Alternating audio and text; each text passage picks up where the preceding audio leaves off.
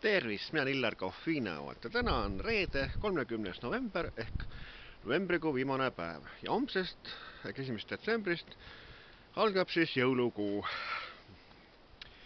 Ilm on täna selline ilus, aga tuuline ja külmakraad on ka natukene, aga päike ikkagi paistab ja annab natukene sellist sooja.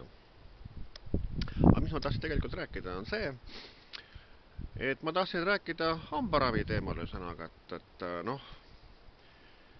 et hambaraviga on sellised sitad lood ühesõnaga, et see on kõik ju äri, sest riiklikku hambaravi meil ei ole, kuigi SDE ehk sotsiaaldemokraadid lubasid juba siin varemalt oma valimislubadused, et kui nemad võimule saavad, et siis panevad hambaravi bussi käima ühesõnaga, et saavad inimesed oma hambad ravida, aga see on ka kõik jutuks jäänud, et mitte mingisugust bussi ei liigu kuskil ega igasugust riiklikku hambaravi ei eksisteeri. Ja siis ongi nii, et hambad ei suuda iga inimene ravida.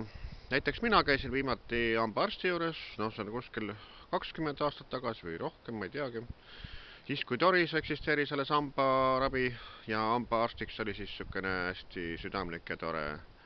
proua nagu Liivi Kavak ja tema ravis hambad tasuta, nii et siis sai pidevalt hambaarsti juures käidud ja hambad näitamas, aga nüüd ei julge nagu eriti naeratadagi, et mõned, et oi, et millised hambad suus on, sest et üleval mul on hambad nagu puudu, all neid on. Aga et mis ma tahaksin sellega öelda, et Riigikogus ei ole muud kui teemaks ainult kui on see poliitika, et kes on opositsioonis, kes on koalitsioonis, kes saab sõna, kes ei saa sõna ja selle möla eest nad saavad ju head palka sõnaga, aga mis rahva tervise asi jõuid absoluutselt, et ravimid on kõik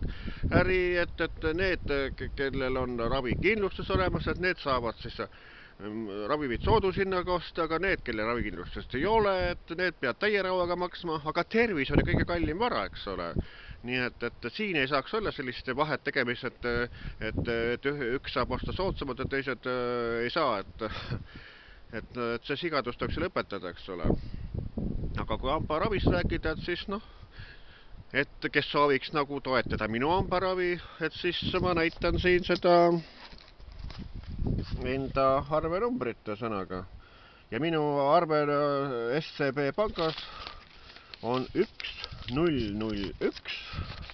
069 682 4010. Kordan,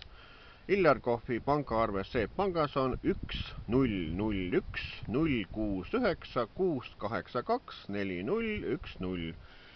Nii et kui leidub mõni inimene, kellel on nagu raha rohkem, eks ole, ja kes soovib Illar Kohvi hambaravi nagu siis toetada, siis võiks minu pangaarvele siis jõukohast natuke raha annetada või kanda sõnaga,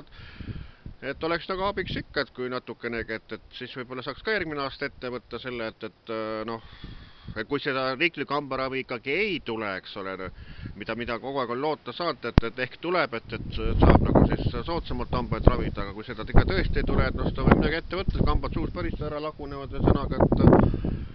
et see ei saa siis süüa õiedagi mitte midagi, et tuleb ikka hambad ravida, et hambaravi maksab ju väga palju, eks ole, ma ei oskagi öelda, palju see on, et kas on sadades asi või isegi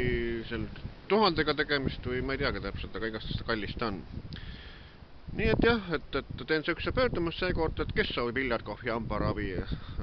toetada, et siis see võiks siis kanda selle SCB arvele siis jõukohaselt natukene raha, nii et see arvenumber on siin näha. Nii et riigikogulastel sooviks lõpetada see loll möla ära, sõnaga iga need kirpud tsirkusse, mis nad teevad, sõnaga need katusarahad ja värgid, sõnaga, et võiks pakkuda ikka seda või teha seda, mis rahval vaja oleks. Rahva nimel, nemad on ju rahva esindajad, nad peaks rahva heaolu nimel tegutsema, aga mitte oma opositsiooni ja koalitsiooni taga ajama, et ühed saavad sõna, teised tõstavad lollide seadus peale end kätte, et see kohta öeldakse, et minge perse eesti keeles, eks ole. et ega muud nende kohta öelda ei saagi, et idiootsus see on ja millal see lõpeb, et kas uued Riigikogu valimised 3. märtsil jälle 2019 toovad midagi normaalsest Riigikogusse või toovad, eks seda näitab aeg. Ja nii ütleb mina, Illar Kohvina.